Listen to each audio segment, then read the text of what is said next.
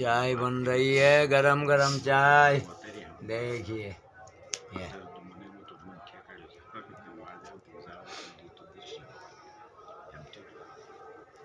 जो नहीं बोलता तो मैं ठहरने वाला नहीं था।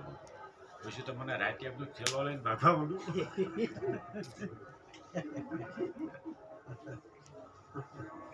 मैंने कहा झांसी जाओगे तो क्या ही नॉट मैं आने की तो एक જ વસ્તુ પકડી રાખો ને ત્યાંથી ગમે મેં બધું છે ને બસ લઈ લીધી